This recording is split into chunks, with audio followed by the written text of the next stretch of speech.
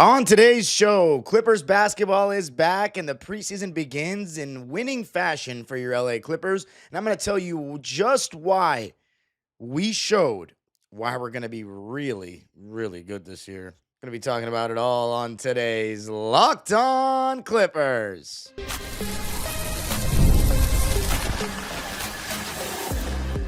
You are Locked On Clippers, your daily Los Angeles Clippers podcast. Part of the Locked On Podcast Network, your team every day.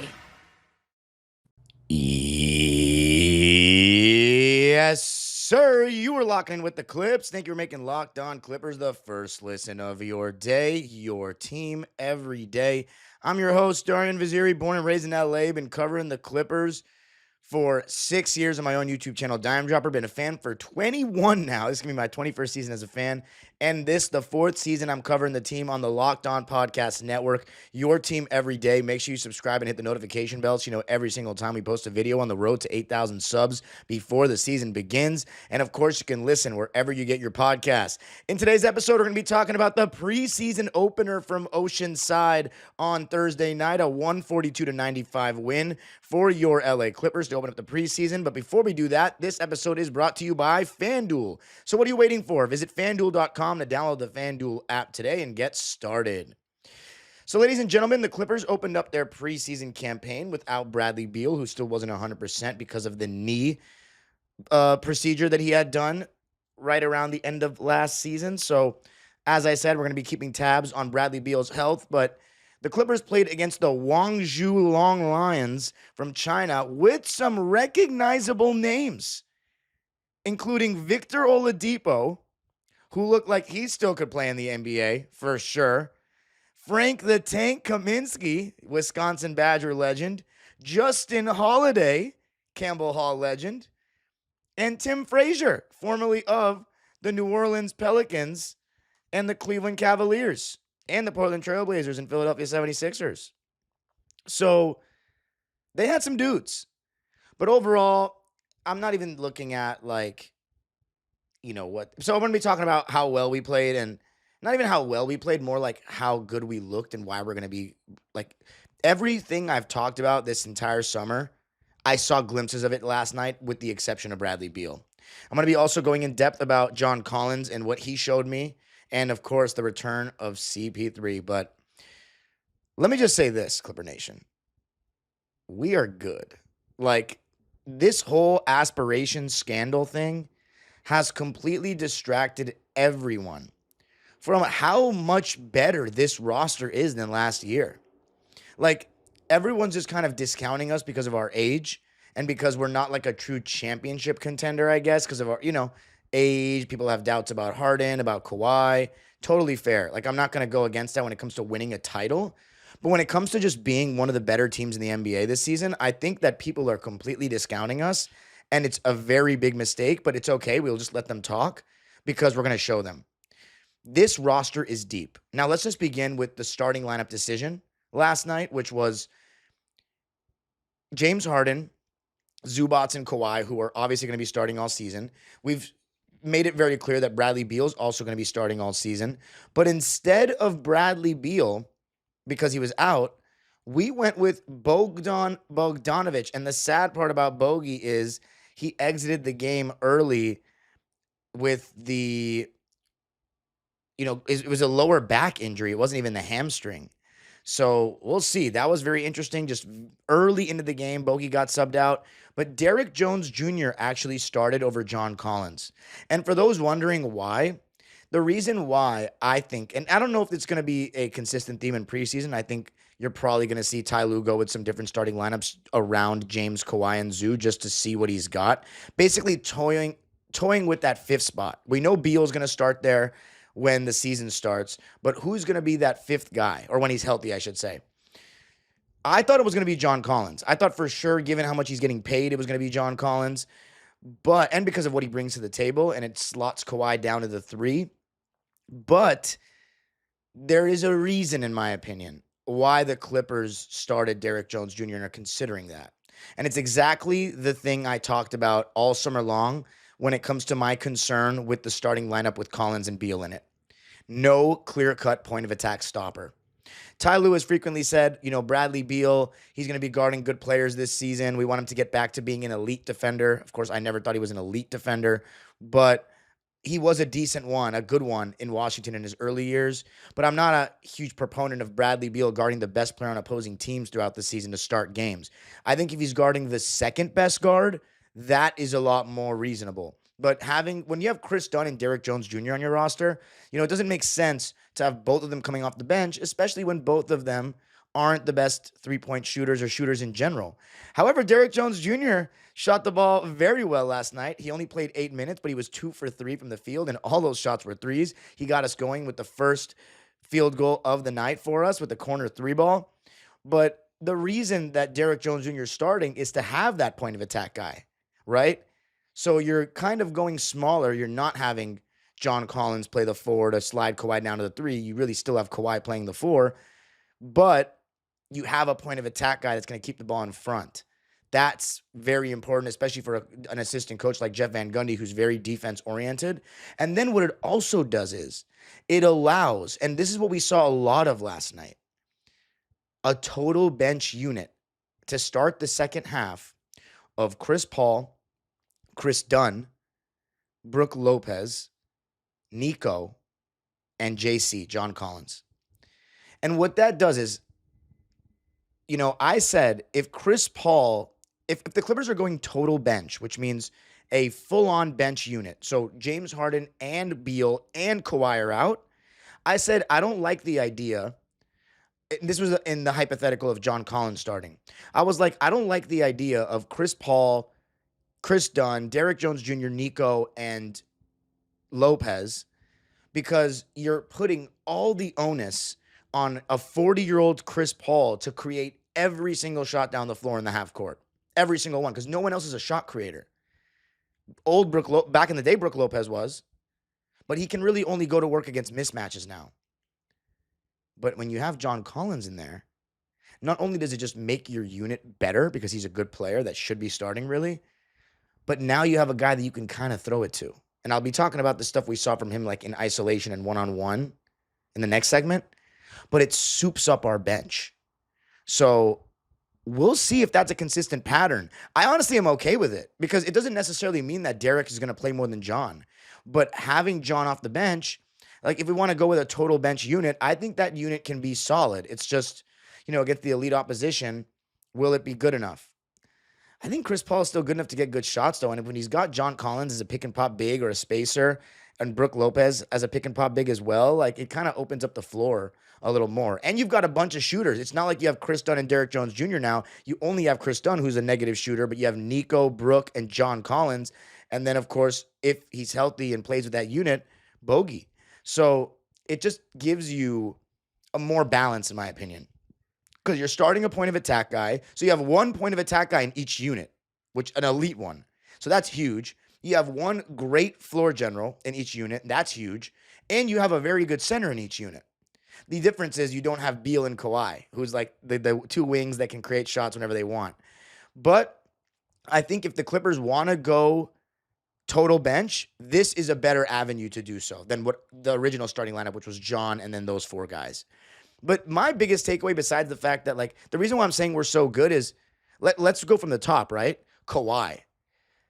Don't let the aspiration stuff distract you from the fact that he's healthy for the first time to start a season since 2020, 2021. And we all know what happened then. So I'm not suggesting he can have the same year as he did 5 years ago, but Kawhi Leonard, when healthy last year, the year before that, is still one of the best players in the world. And you saw that last night. Firing 3 after 3 and hitting them. Some open, some contested. 6 for 10 from the field and 5 for 8 from 3. He did shoot 1 for 2 from the foul line, but we're talking 18 points in 18 minutes for Kawhi in his first preseason game. And how crazy is it and how awesome is it to not have to be like, oh, we got to wait a couple games for Kawhi to get back into the swing of things. Like, it's so rare, it feels like, to start anything, preseason, regular season, with Kawhi looking like Kawhi. He was letting it fly, and I thought early in the game it was kind of the same as what I said I don't want us to do, which is feels like Kawhi is kind of just spotting up. We're running through James and Zoo more pick and roll stuff. But then to start the it was the second quarter where they came back in. It was blatantly looking for Kawhi. Kawhi coming off screens, Kawhi getting the ball one-on-one. And I loved that because he's the guy and he's showing you how good he still is. And what he does for the spacing into the James Harden Zoo pick and roll, like it just gives you another 40% three-point shooter hanging out in the corner on the wing. It just makes things so much easier. And then as far as Harden, I thought he did a really good job of managing the game. Like he wasn't really forcing it. He was playing through Kawhi. He was playing through Zoo. So I really liked what I saw from James. He had just 3 shot attempts. And again, I think that's obviously not 3 shot attempts because he only played 16 minutes, but I think less shots, less looking to score for James, and more just table setting and then waiting and picking his moments to score and attack, I think is going to be the avenue. Kind of similar to 2023-24. And that's going to take a lot of statistical sacrifice, but we've seen that James is okay with that. My only thing is I don't want to become too James Harden reliant in the half court because that's what's always been the case with every team he's played on. And then when he's not doing great, your whole team suffers immensely. And I don't want to be that dependent on him to create shots anymore. Whereas that's where Chris Paul, Bradley Beal, and Kawhi honestly give us, and Zoo, the improved Zoo, give us the flexibility and the, ability to not solely rely on James so much. And James has to understand that as well. So that remains to be seen. I think from what I saw on Thursday, it was really good stuff. And then Zoo, like he looks like, again, just he slimmed down a bit. I'm not going to go as far as to say I know that that's helped him so far, but you could see there was some testing of him on the perimeter in terms of sometimes switching, sometimes going out to the level of the screen instead of playing drop coverage. And how about, just how we were approaching feeding Zoo. It felt like we had that end of the season kind of emphasis on giving him the ball as opposed to the beginning of the season emphasis last year of giving him the ball. We're treating him like he's a star, throwing it to him in the post, running plays for him to get the ball in the post. And he's just, hit that putback dunk he had with one hand in the first quarter. That got me out of my bed. And then I was sitting on my bed, got me out of my seat. And then another emphatic dunk. And he had 7 points in no time. And that's just awesome that it's starting to feel like Zoo can score like that and it doesn't even feel like a big deal. It's regular now. So Zoo had 15 points, 5 rebounds, 2 assists, and a steal, and no turnovers on 7 for 8 shooting in 16 minutes. So he's just picking up right where he left off. But coming up, I know you want to hear about the new guys. I'm going to be talking about what we saw from John Collins and why it's going to be massive for our team. I got to tell you a little something about PrizePicks. You see, PrizePicks, this episode is brought to you by PrizePicks. Every day we make decisions, but on PrizePicks, being right can actually get you paid. Don't miss the excitement of this football season with PrizePicks, where it's good to be right. Playing PrizePicks is such a fun, simple way to add more excitement to football.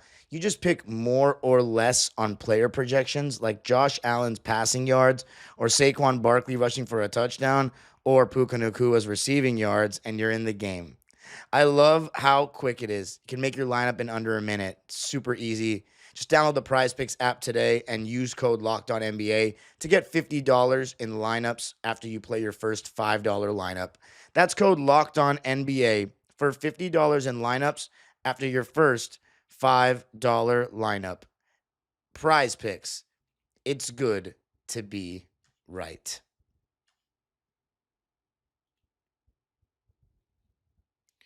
All right, Clipper Nation. It's good to be back. 142-95 win over the Guangzhou Loong Lions.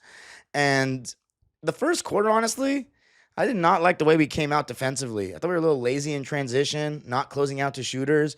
But you know what's interesting about playing a team like that? You don't have the scouting report the same way you do with the NBA players. Like, you don't really know who can shoot and whatnot. And Tim Frazier, dude, he was looking like freaking Steph Curry with some of the shots he was hitting in the first quarter. It was like contested threes. Insane. Just whopping them. But we saw a lot of switching from the Clippers. You know that's going to be a thing, 1 through 4. I mean, league-wide, that's a thing. But I don't know. I thought our defense wasn't great. We allowed 30 points in the first quarter, 34 points in the second, and then we only allowed 8 in the third. We outscored them 42-8 in the third, and a lot of that was that second unit, led by Chris Paul. But before we talk about the return of CP3, I talked about our big three, Zoo, Harden, and Kawhi. Beal would have to be the fourth guy. But Kawhi looking the way he looks, like I'm just like, you're going to hear everything right here on Locked On Clippers because it's Locked On Clippers and Dime Dropper. You're going to hear it all because we cover the Clippers.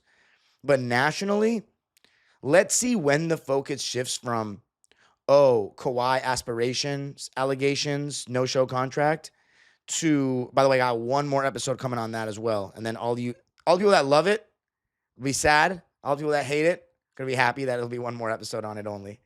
But Mark Cuban had another rebuttal, and we're at a standstill with that right now. But I thought it was interesting. When's the focus going to shift, though, from the aspiration stuff with Kawhi to, oh, wait, Kawhi's healthy, and, like, we're forgetting that, okay, maybe the Clippers championship window is closed, but they're still damn good because he's healthy and he's still really good.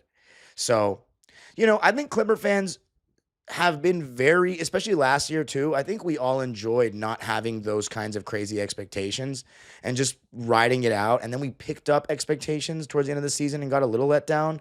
But we addressed those exact concerns, and one of them is that big forward spot of John Collins. And let me just tell you, I was watching John Collins almost half his games in 2020, 2021, not just because of him, but because I was jobless after college during COVID and had league pass and was very interested in the Atlanta Hawks. So I did a bunch of like post-game lives for them on my channel at the time, and they're still up on the channel if you want to see them. But I got to watch John Collins, and my whole thing about him was, okay, he clearly can shoot. He's athletic. He can kind of catch in the mid-post and make some nice moves sometimes, but is it consistent enough to be a guy you can go to? Like, does he have star potential? And the answer was no, because he kind of complained that indirectly that Trae Young wasn't looking for him as a go-to guy. I remember those articles coming out, and he kind of criticized the Hawks' playing style. But then when he went to Utah, he kind of did the DeAndre Ayton thing where it's like, now that you're on a bad team and you're like one of the guys, if you're really a star, let's see you at least put up really good numbers. And he put up good numbers, but those were like really good role player numbers, like 17 and 9. And shooting well, but you got to be, if you want to be a star and you're on a bad team and you want to score the ball, like you want to be a star because you're scoring, you got to be averaging in today's NBA at least 23 points a game. So John Collins, we know now he could be a very good role player on a win now team. And he checks off so many boxes for us, but there's enough of me talking about it.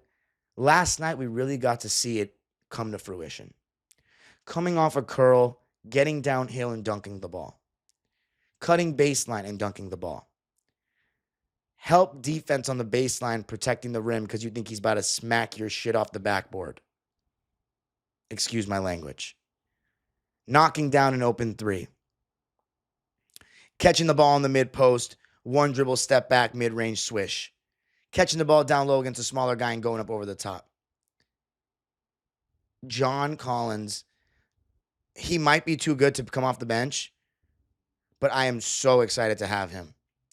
Because not only does he seem like on media day, he seemed so ecstatic to be here, but I think this is the perfect place for him. Like, especially playing with Chris, playing with James, he's always going to have a really good passer on the floor with him.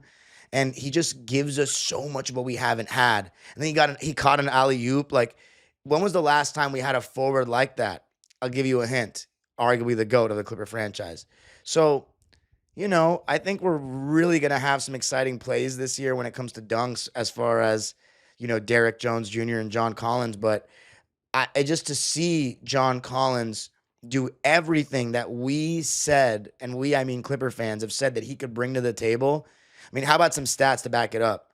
15 points, 4 rebounds, 2 of those offensive rebounds, by the way. So I've talked about him crashing the offensive glass.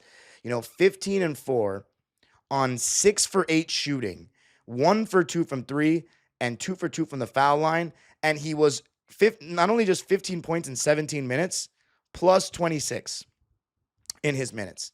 And I know we're playing against a team from China. Like, it's not the same as NBA comp, but like, we're not looking at them. We're looking at what we're doing and kind of the blueprint of things. You don't take the results in preseason seriously. You just kind of look at what you see on the floor. And John Collins is showing us exactly why we made that trade for Norman Powell. I love Norman Powell, but you get Bradley Beal and you add John Collins for the price of Norman Powell, that's a huge W. Huge W. And again, I feel like because this aspiration stuff and because of our age, no one's talking about what John Collins can bring to this team. He looks like, and I'm not exaggerating, like this is not fanboyism.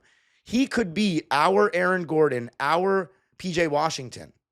And he's got more offensive skill than maybe both. He's not a better player than Aaron Gordon because Aaron Gordon can move his feet really well. And PJ Washington's probably a better defender too, but he can give us a lot of that same stuff. A big forward next to our center to help protect the rim, to crash offensive rebounds, to go above the rim and dunk. You know, I was really happy with him. The blueprint is there. Like, we got him for a reason, and he looks like he can give us exactly what we're expecting. So will he continue to come off the bench? I wouldn't be surprised if on the next game on Sunday, which I won't be at because I'm invited to one of my players' bar mitzvahs. I'm excited to see if he starts, but I think the strategy of having one of the point of attack guys in each unit it makes more sense. And I said Beal should be the one that comes out, not Collins, but Beal's Beal. He's a big name. And he was made a guarantee, essentially, which I wasn't a huge fan of, promising someone to start, because the last time we heard that, it was Westbrook, and obviously didn't go well, but I loved what I saw from John Collins. But coming up, going to be talking about the other bench players, the third string guys, but the return of the GOAT, CP3. Woo! That Ric Flair, baby. I got to tell you a little something about FanDuel, America's #1 sportsbook. The NFL season is here, and FanDuel has an offer you don't want to miss. Right now, new customers can bet just $5 and get $300 in bonus bets if you win. That's right. Pick a bet, put down $5, and if it hits, you'll unlock $300 in bonus bets to use across the app. And right now on FanDuel, looking at the NFL odds, we have just begun week 6 in the NFL. We got Broncos and Jets. As far as the local scene, we've got Chargers at Dolphins, and the Chargers are -4.5 for that one. Rams at Ravens. Rams are -7 with no Lamar Jackson involved. And then when we're talking about Sunday night football, it's the Detroit Lions and the Kansas City Chiefs at Arrowhead. The Chiefs are -2.5 for that one. So week 6 of the NFL season. And where do you go to bet on all that stuff? FanDuel. Because right now, new customers can bet just $5 and get $300 in bonus bets if you win. That's right. Pick a bet, put down $5, and if it hits, you'll unlock $300 in bonus bets to use across the app. So what are you waiting for? Visit FanDuel.com to download the FanDuel app today and get started. I got to tell you a little something about Quo. One of the tools that help make a huge difference for business owners is Quo, formerly Open Phone.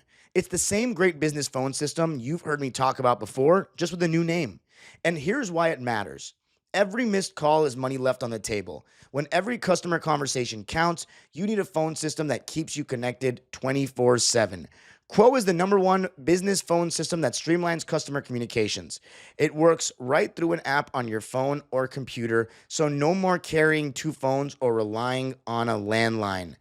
I love how Quo, formerly known as Open Phone, lets your team share one number and collaborate on calls and texts like a shared inbox, so no customer gets left hanging. See why over 90,000 businesses trust Quo, formerly Open Phone. Get started free and get 20% off your first 6 months at quo.com/lockedonnba. That's QUO.com/lockedonnba. And if you've got existing numbers with another service, Quo will port them over at no extra charge. Quo, no missed calls, no missed customers. All right, ladies and gentlemen, now for the CP3 show. Oh my God, besides the fact that I'm tired of him wearing that undershirt for some reason, I don't like it. I was so overjoyed to see Chris Paul wearing the Clipper uniform once more. It's not only a dream come true for me as a fan, but like to be able to like cover this team in this way with Chris Paul on the roster, like after, everybody knows that I haven't been the highest on the stars and faces of our franchise in the time I've been covering this team. And it's led people to think that like I want the team to fail, which is the most absurd thing ever. Like if anybody that actually knows me personally heard someone say that, they would laugh so hard because they've seen me like lose pounds because of the Clippers in the past. I'm just at a different point in my life, and I was so down bad about the Clippers that I had to like make real lifestyle changes because I cared too much about a sports team. But being able to speak about Chris Paul on the Clippers every night as a content creator now, like it's truly a dream come true. And he looks still good. Coming off screens for threes. Teams go under the screen, I'm gonna pop that thing. Being able to just manipulate the defense in the pick and roll like he's done his entire career. Still, when you're pressuring him, he has such a good handle. He can still get the step on you and make a play.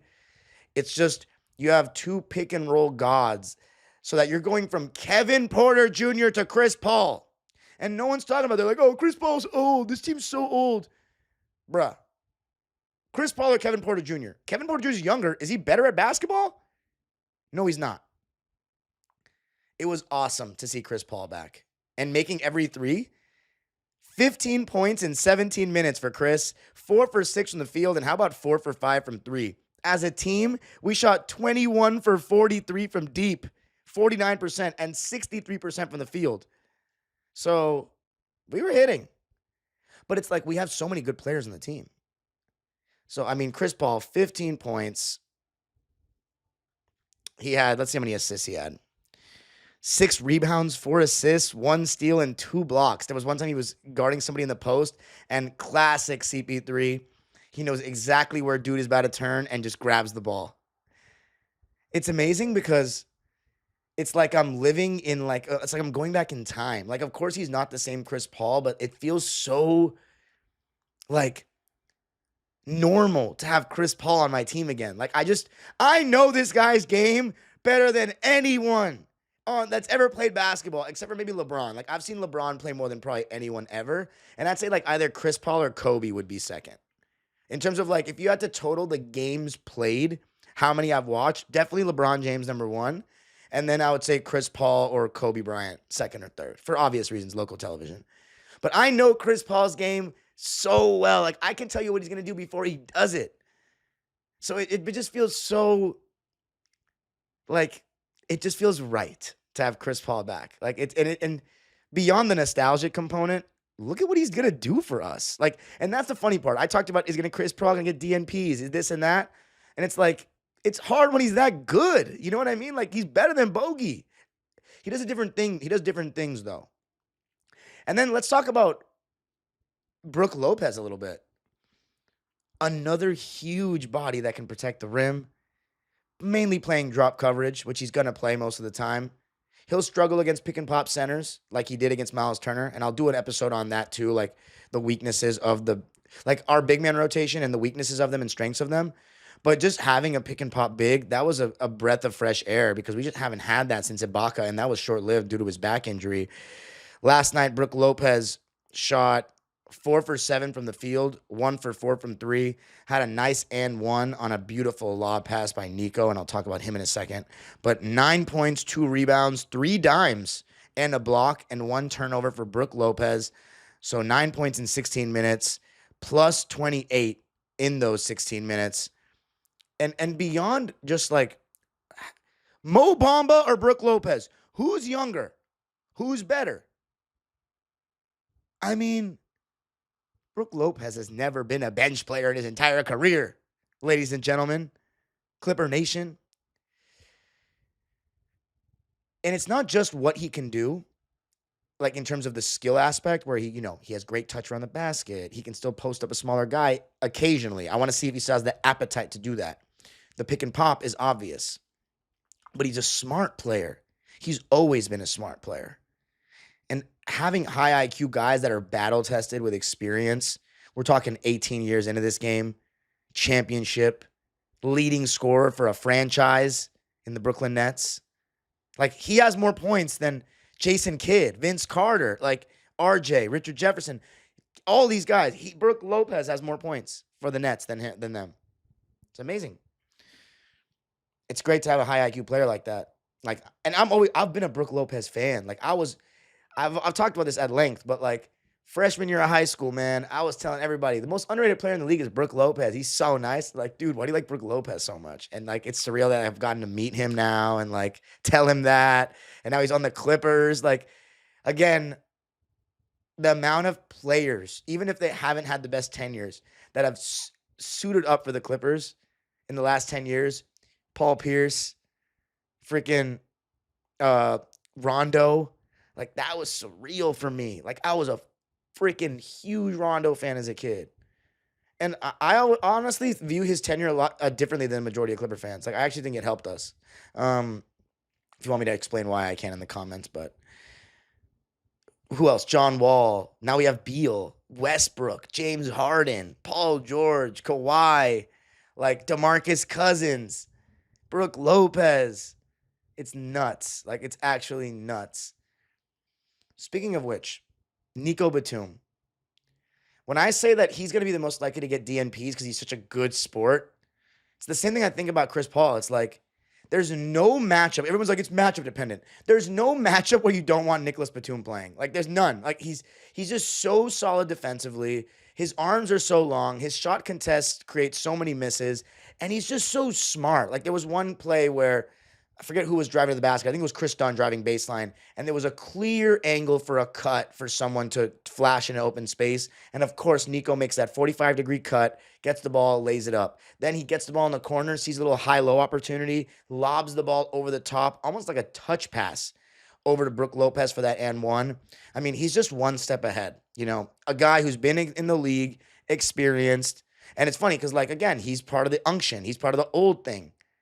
But, like, do you have players that are better than him off the bench? Because every team would take a Nico Batum. Like, do you know how much better Nico Batum would make the Lakers right now? Like, he instantly could guard point of attack. He instantly could guard 1 through 5 for them or 1 through 4 easily and can make his open threes around Luka, LeBron, and Austin Reeves. Like, he would be huge for the Lakers. But he's on the Clippers. I mean, I just don't see the case where Nico should get DNPs in any way, shape, or form. He's just so good still. He had 5 points, 3 rebounds, 2 assists, and a steal, and a block on 2 for 5 shooting and 1 for 4 from 3. And then Chris Dunn, you know, you saw what Chris Dunn does, and that's play defense. That's, you know, I think with Chris Paul, he's now going to have, hopefully, the ability to, you know, the shooting is still an issue, but if he can attack some closeouts and make plays, because he's not like a bad passer, I think his ball handling is a little suspect for a point guard in the NBA, which, you know, the reason why I say that is because you saw him pick up the ball under pressure in the backcourt so many times last year and turn the ball over, and that shows a lack of confidence in your handle. And, but Chris does, if I call somebody KD on the pod, that's going to be Chris Dunn. That's what he introduced himself as to me. And the players on the team call him that. I know it's ridiculous because you know, when you say KD in basketball, there's only one name that anyone thinks of. But I don't want to just say Chris. So, like, when I say Chris for the Clippers, that's always Chris Paul. So CP and KD. So with KD, you know, his defense is really, really good. He had 4 points, 3 boards, 2 dimes, 2 steals, and a block. No turnovers. Missed his only 2 shots. They were both threes, but he was 4 for 4 from the foul line. And then you have the third stringers. And I thought the guy that really stood out for me was Trenton Flowers. You know, his athleticism is really something. He had a nice alley-oop from James Harden with a really nice baseline cut when the defense was in drop coverage. And that's going to happen a lot, right? It's like, and I'm surprised why more players don't do it. It's because of spacing is the reason why they don't do it. But I think it's just modern basketball to a T and a negative side of it. So to try to paint the picture for everybody, when a player has the ball and the defense is in drop coverage, right, the big man has to help on the ball handler. So someone's going to have to take the roll man. That's usually the guy coming from the corner, right? The low man sinking and rotating, tagging the roller. When that happens, that guy's man is open, right? So what happens is that's where you get the open corner 3, but you also have an opportunity to cut to the basket sometimes and make it an easier shot. And when you have somebody that can fly above the rim like Trenton Flowers, it makes it really hard to guard because you have to take the roller who's going to be on the ground. And then you have a guy cutting on the other side, baseline. So it makes it, very difficult to defend. And I loved that link up between Harden and Trenton Flowers. And then just when he attacks closeouts, man, he's got a running start. It's trampoline time for him. Like finishing through contact, alley-oops. I think Trenton Flowers has a career in the NBA, potentially. He had 10 points and 3 boards off the bench in 17 minutes, and he shot 4 for 5 from the field, and he made his only 3. So looking forward to seeing how he does in the G League. And then I thought Patrick Baldwin Jr. gave us some good minutes. We saw in Summer League he can be very hit or miss with his jump shot, but he had a really nice block, 2 overall in the game to go along with a steal, and had 7 points, 1 rebound, 2 assists on 3 for 4 shooting, and 1 for 2 from 3 in 11 minutes. Then how about Kobe Sanders showing a little bit of the shooting? Chops from 3, shot 4 threes and made 2 of them, had 6 points, 3 rebounds, and a steal. And then we had 8 minutes of Kobe Brown. He had 2 points and 4 boards and an assist and a steal on 1 for 2 shooting. We saw an and 1 from Cam Christie. He had 5 points, 1 assist, 1 rebound on 2 for 4 shooting. Missed his only 3 and was 1 for 1 from the foul line. And then Jason Preston, welcome back, Jason Preston. Good to see him again. 3 points, 3 rebounds, 7 assists, and 1 steal. He actually led our team in assists after Harden, who had 9. And so 7 assists in 15 minutes. We'll take that from Jason Preston. And then Jordan Miller actually came in for Bogey when he first came out, because I think Ty wanted to have those guys out there specifically, that second unit. So Jordan Miller came in, gave us some good finishes around the basket and 2 threes. So 11 points for J Mill, 2 rebounds, 3 assists, no turnovers on 4 for 6 shooting, 2 for 4 from 3, and made his only free throw. So love to see that from Jordan Miller. We also got 15 minutes from Yannick with 3 points and 3 boards and 2 blocks. So overall, very solid game. The Clippers are going to be a lot better than people think, but it all begins with a healthy Kawhi. John Collins is great. Brook Lopez is great. Chris Paul is great. It all begins with a healthy Kawhi, and it changes the entire ceiling and trajectory of this team. It's great to have him healthy, man. You can follow me on Twitter and Instagram at DimeDropperPod. Subscribe to my own YouTube channel, Dime Dropper, for even more LA Clipper, LA Sports, and NBA content. And Locked On Clippers is free and available wherever you get your podcasts, including YouTube. Make sure you subscribe and hit the notification bell on the road to 8,000 subs before the season. And of course, you can listen wherever you get your podcasts. The age-old proverb continues. Go Clippers. We back, baby.